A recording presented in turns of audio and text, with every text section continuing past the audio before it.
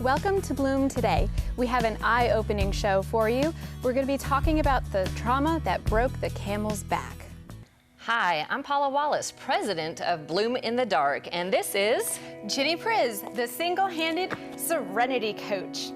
Welcome to Bloom Today, where we talk about internal and external brokenness and how you can heal, so that you can use the fertilizer of your past to bloom today.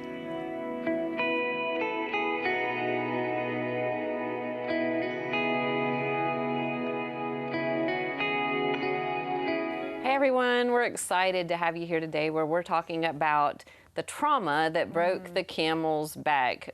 Well, kind of like the straw that broke the camel's back, except on our show we talk about trauma. So. Only the light things for us. Yes. Have you ever had that moment where you just couldn't take it anymore and everything just kind of went on explosion? Yeah, so thinking through the different opportunities I've had to kind of go into a psychotic mode, there were so many to choose from that it was difficult, actually, not because I didn't have any time where I severely overreacted to a situation, but the fact that that happened repeatedly in my life. And it's only been recently that I've truly understood why it was that way. The explosions? The explosions, my reaction to a trauma. Because a trauma is bad all by itself, doesn't matter what trauma it is. Absolutely. But when you react on the inside in a way that is totally disproportionate to the actual to what's actually seeming happening situation, that's a whole different story. Like the time somebody referred to me as an apple. Did I tell you about that? Your new nickname is Macintosh. I'm a Macintosh, not a computer. Wait, that's an apple. Anyhow, I think they actually meant the fruit, and it was a guy that I thought, honestly, I was going to marry. I was thousands of miles away from where I grew up. And he referred to you as an apple? Yes, and the funny thing is, you know how everyone says, if I was just skinnier, then I'd be loved or I'd be whatever. Well, the funny thing about this is I was like super skinny and really fit.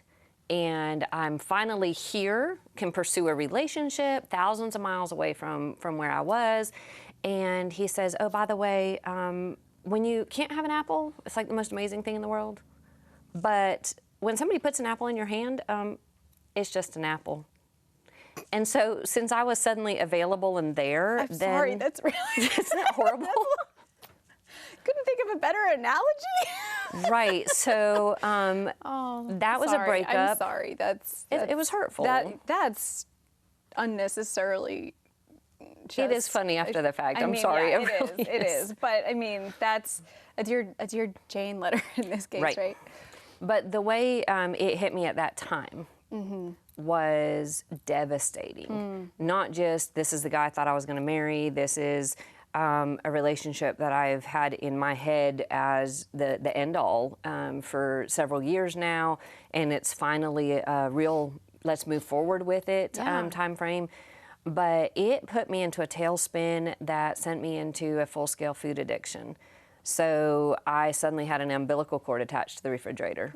It wasn't just I'm eating a little too much emotionally because I'm struggling or something. No, I gained 72 pounds in 6 months. So that gives you an idea that this kind of hits. To fill that hole that he had left. But I mean, I've gone through breakups, and I've gone through a breakup where I thought I was going to marry someone. I was living with them, but I didn't gain 72 pounds. You didn't? Thank goodness. It did start me on the path to being an alcoholic. Oh, there you go. But in my history, I had lots of cycles of explosions because I stuffed all of my emotions. And instead of feeling them or feeling like I could ever express them, so I tried to stuff them so I could be the good little girl and be helpful for people instead of expressing that I had a different opinion or expressing that I had different needs or I didn't like something that was happening. I just kind of stuffed it. Well, guess what? It can only stuff so much until there's some kind of explosion that happens, and I would unload onto somebody, and it would be loud, and it would be nasty, and there'd be a lot of doors slamming, and more passive aggressive than aggressive until it got really aggressive. So it was just a cycle that continued. But for me also, it went even further because that all kind of compounded those years and years of stuffing.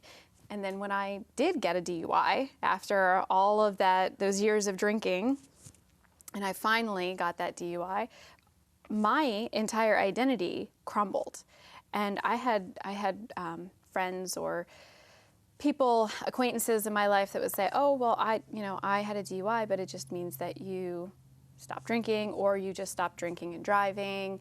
Take a class, right? We do have to take a class here in Tennessee and learn about alcohol and our relationship to it and all of that. But, a lot of people would say, well, you just kind of move on. Like, it's something that happened, but you move on. For me, I felt like my whole life was destroyed. And people were having a hard time understanding why I just could not get over it or get over the shame of the situation. And it wasn't necessarily just because of the DUI, but because of all of these other things that had come to this point of stuffing to try to be good enough, try to be good enough, try to be good enough, try to be good enough. And then when that last thing happens where I'm really not good enough, then it all hits me in a way where all of that not good enough all along the line just kind of compounded in that moment. The trauma that broke the camel's back. Yeah, it's devastating when that happens. And what's incredible is when you start realizing that my reaction with the food addiction to that situation wasn't just about that situation. Right. Yeah, my heart was broken, but it was actually about all of the trauma and brokenness I had before, compounded with the rejection and the fact that I'm thousands of miles away from family or friends, the fact that, I have no idea who I am or what I'm doing now because I had thought one direction and that was all changed. But at the end of the day, my resiliency, recovery, my processing wasn't healthy normal because I wasn't healthy normal when that situation happened. Right. And that's a piece of what we're talking today is recognizing that anytime you have an extreme reaction to a situation. In some cases with high trauma, that includes PTSD. An event will start triggering PTSD. But that usually ties back to childhood trauma or brokenness, where a healthy person having that same trauma as an adult wouldn't necessarily get PTSD. Exactly. From that. So whether it's war or it's just a broken heart or it's a car crash, a home invasion where your stuff gets stolen, or just so many different things that I've run into people like us who have had a severe reaction to a place of brokenness that is bad enough on its own. Right. They're all devastating. But where the spiral that can throw us into is even worse. Exactly. Than that. That overreaction is a really big red flag for any of us when we are overreacting to something, and the trigger is much smaller than our reaction. That's a huge red flag that there's something else, there's something deeper, there's something that's happened earlier on that we are feeling at the same time, and that we still have not been able to process or heal through. So for awareness sake, we have a few things that are so helpful both to the victim. Like in my case, having been a childhood victim of all different types of abuse, it's understanding that the victim needs more compassion, needs more support, needs an extra hand, and that for you could give them you if you were there, you weren't there. What if I could? Yeah. This is my way, though, by educating. And churches as well, and counselors and people who are, counselors are trained in this area, and they know better than anyone, coaches, but just a friend. If you're just a friend to someone who seems to be overreacting, a lot of times we feel like, whoa, I don't want to be any part of this overreaction. They're so dramatic. What's wrong with them? Well, guess what? There's actually probably something bigger wrong here that, and that's why in Galatians 6:9 it says, let us not become weary in doing good, for at the proper time we will reap a harvest if we do not give up. And in a lot of my coaching clients, I see a lot of the same things where they benefit from my just receiving how they're reacting and walking through them and accepting them for what they're feeling. And I'm able to not take their reactions personally because I understand that there's deeper hurt that they're still possibly carrying. Right, and usually when we're the ones severely overreacting, we think we're crazy. We're getting other people telling us that we're crazy. Yeah. And the fact is, when there is that compassion and support that gives us the opportunity to go, okay, kind of every trauma triggers an opportunity to heal. I like saying that. Yes, it is. Because it's a warning system that tells you that there's something more, there's a bigger problem, there's a deeper issue, and you can use that opportunity to get help, not just for the current trauma or issue, but actually ask for help in working through previous damage, previous hurt, unresolved issues, where we're recognizing that until something is processed and healed, it is going to make anything worse. Right. It's like we're walking around with an open wound on our heart, and when something happens, another trauma happens, you're not just like poking somebody with a stick, you're poking the open wound, you're rubbing salt in that. So you're feeling that first wound at the same time that you're also feeling a whole lot of this new wound, and it's just consistently unable to heal. And so you never get to the point where you are going to be able to have the appropriate reaction or the same kind of level of reaction until you've been able to heal first. Right, and with PTSD, you can actually be reverting to a childhood trauma mindset or behavior pattern or capacity. So for me, an adult trauma trigger would send me to 5 years old, for instance, and then I'm reacting to this situation like a 5-year-old, and somebody else can just be looking like, why is she acting like a child? Well, I was acting like a child because I was actually in a trauma trigger PTSD state to trauma that was done to me when I was 5, because this situation triggered it. And when people started recognizing, wait a second, this is really a problem, then they started helping me work through the 5-year-old trauma in addition to this whatever current thing that was triggering and making that worse, which was hugely helpful for me to actually be able to grow up past that trauma and heal from it. I'm really thankful that you have done that. This show wouldn't work very well if I hadn't done it. If I accidentally triggered you and you turned into a 5-year-old, it would be crazy. But God is so good that He's a healer. that He has actually brought that to you and brought you forward through the next. But you got professional help. I did get professional help, and that is where the people around you can support you and help you. To start out with, for years, I thought counseling was bad. I thought that getting help meant failure. I didn't realize that the healthy thing to do when you're dealing with brokenness and a broken past and a broken situation or a trauma is to get help. Yeah, That's to like reach out. If you're broken physically, if you have a broken arm, people would think you're stupid if you don't go to the doctor and get it set and wear a cast, right? Right. But emotionally, we many times judge people who have the emotional broken arm if they want to go get help, when we should be encouraging to get help through a pastor, a Celebrate Recovery or recovery program. Sure, support groups, anonymous programs. A psychiatrist.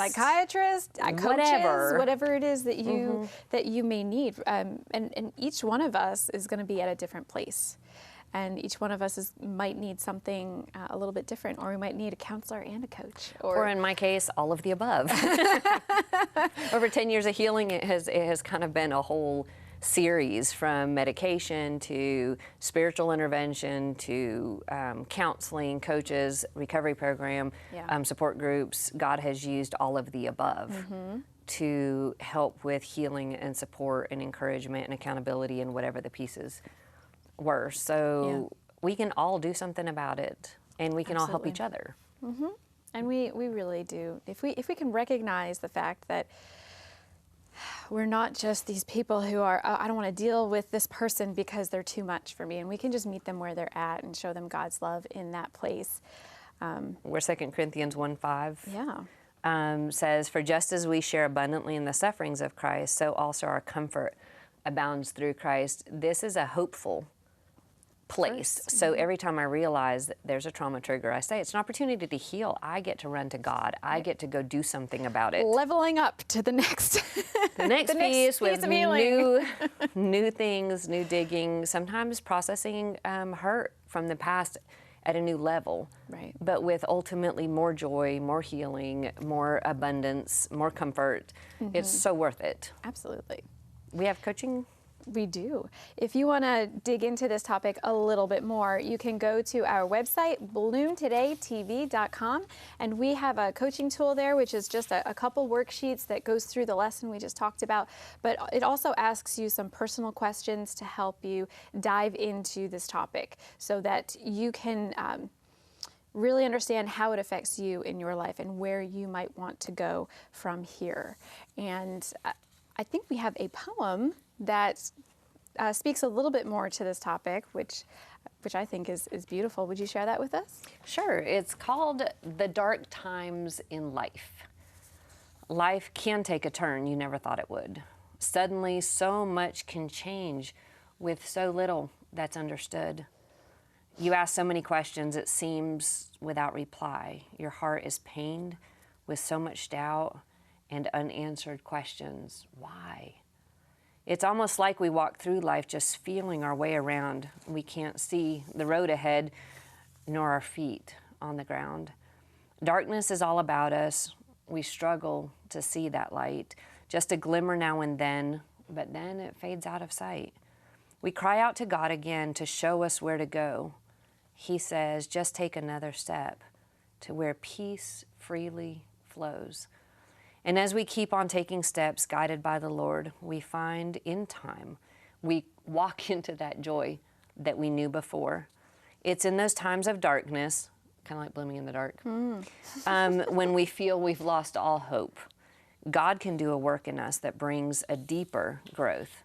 So when we face the dark times, we should come before the Lord, for good will come if we believe, and hope shall be restored. And that's by M.S. Lowndes.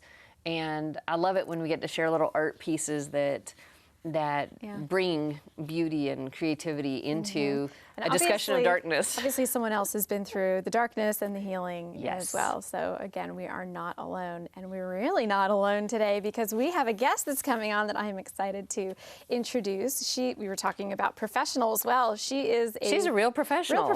She's a professional counselor, a professional life coach. She also has a Bachelor of Science in Sociology and Anthropology. And she's a pastor. And she's a pastor, and she's What is she not? Like, author seriously. as well now. So Lisa Hooks, would you come on and please? So excited. Can you welcome give to her our a hand? kitchen. Oh, hello. Absolutely. I'd like to give you a hand. Woo, woo. Praise God, I got the hand. Raise the roof, girl. Yes, honey. Praising God. Hello. Hey. Thank you for coming in so and much for having me. yeah, Oh my absolutely. gosh. You are. I mean, you have totally bloomed to this Oh. place of education and all kinds of good.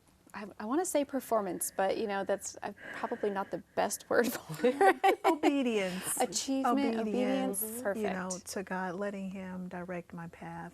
Mm. Yeah. And you had, obviously on our show we talk about brokenness, Yes. our personal testimonies and stories. Yes. And before a lot of these amazing things that God has done in your life and that He's used you to do in other people's lives, you had a really devastating trauma that happened when you were 17. Do you mind telling us about it? Sure. Yeah. So my mom and I, we have these special moments where I would sit in her lap and we would play kissy face and we would just talk about our day and my day. And normally at the end she'll say, "You mama's baby," and I'll say yes. And so we'll just, go on from there.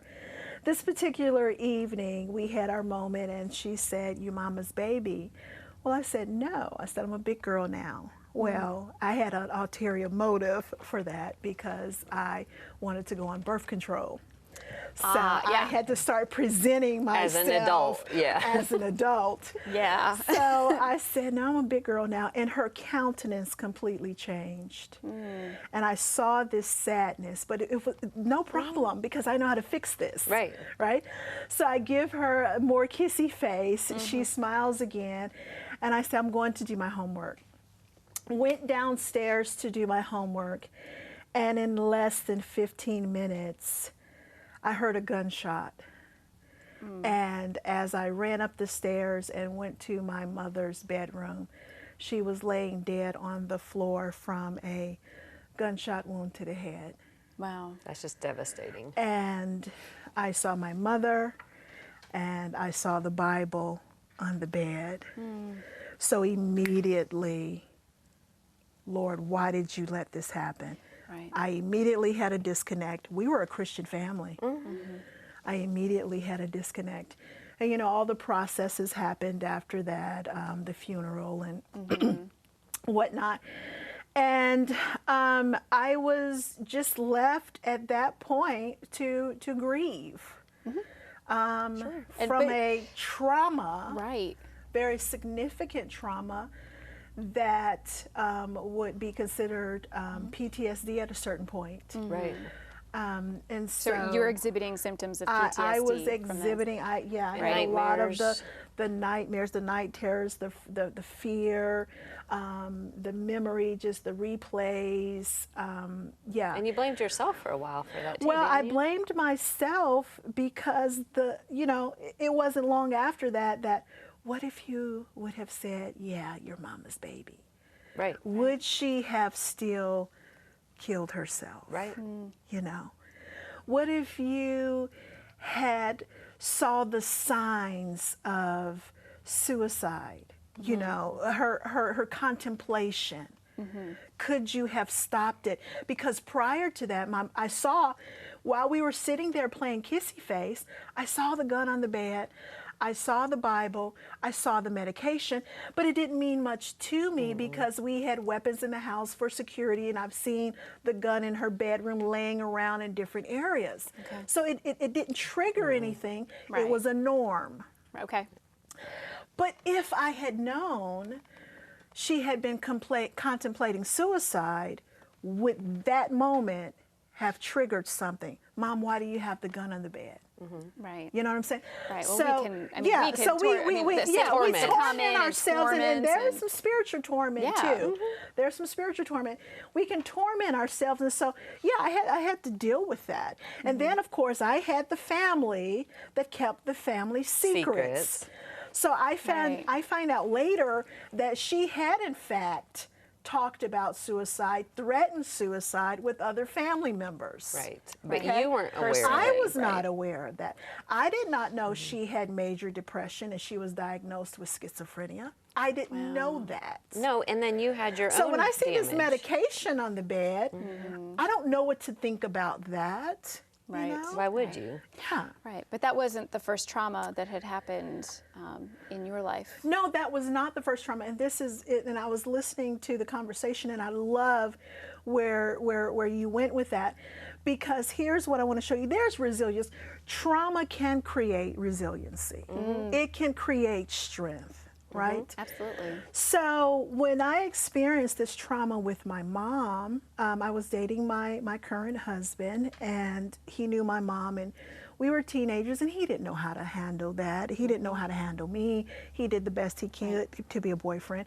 We married shortly after high school, and we started having marital problems. Well, I'm not healed. I'm broken. No. Right. I'm grieving. I don't know what to do with marital problems. Right. What do you do with marriage problems, right?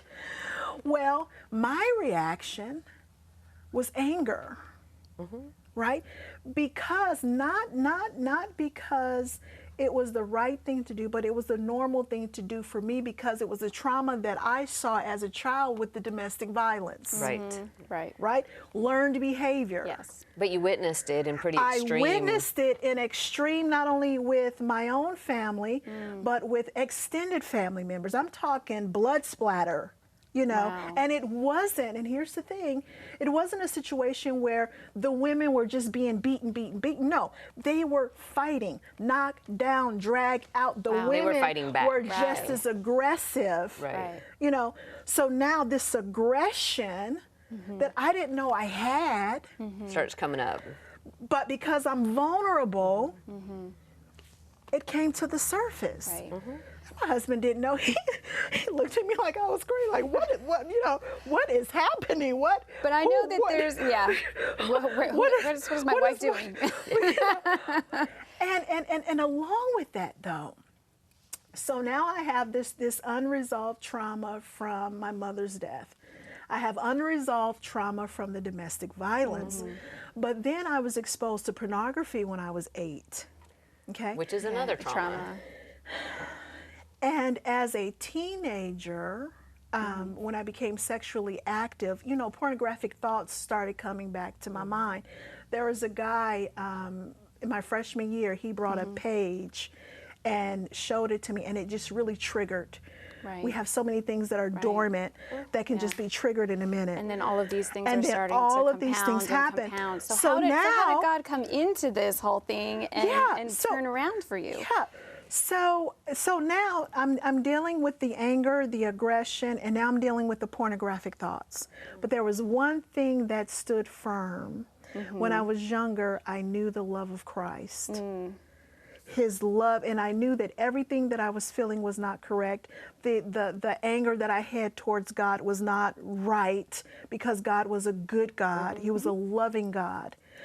And so when I rededicated my life to Christ, the first question was, Lord, why did you let this happen to my mother? He didn't answer me. Well, and you ended up, no, but you ended up over time not only processing all these different areas of brokenness, but you ended up then going for training so that you could help provide that solution And this is why. and give hope to others. Yeah, he didn't answer me. He said, it's not about that. It's about our relationship. Right. So when he redirected me back to our relationship, I developed that relationship, that love, that trust again. Then I was open to be led to do everything else that he told me to do. He gave me pockets of healing. You know, we have pockets and it's of a healing. process. And it's a process, because, you know, a lot of things don't happen right away. He gave me pockets of healing. And as I continued to listen to him, submit to him, he put me in positions that I didn't think I was equipped for, counseling positions in the church. And then he finally sent me to school for counseling. And now I'm helping people work through their own traumas and crises and emotional concerns. And bringing that forward. Bringing that healing forward. In ministry, in books, absolutely. Which is so incredible to see that pattern of the brokenness and brokenness and brokenness and catalysts that set all that off, and then but God. And God walking through that foundation to healing, which means she gets our ex-victim. You are our ex-victim of the week, Lisa. Surprise! Surprise! You've never seen this before, right? So much. That we have, you know, the chocolates and the tissues, because you need to be able to deal with the emotions and process them and work through it. Especially after we just opened everything up. Yeah, because we sit here triggering and talking about it all, and then the ex-victim. So you get to wear it as your celebration. Yes, I will. Thank you. That you're an ex-victim now. Not just living in that anymore, but free from that. Thank you. You are And helping others. Freedom and helping others as well, which is Amen. something that many of us work hard to get to, Right. to get to that place. And thank you for showing us that it is possible. And then we discuss how when you can take that fertilizer, that damage in your past, and you can actually start working with it so that you can work to bloom. Bloom today. To bloom today. So you get to bloom today. A free PDF copy of the Bloom in the Dark book and a full list of Bloom Today's coaching tools can be found on bloomtodaytv.com. Then visit Bloom Today's Facebook group for deeper conversation.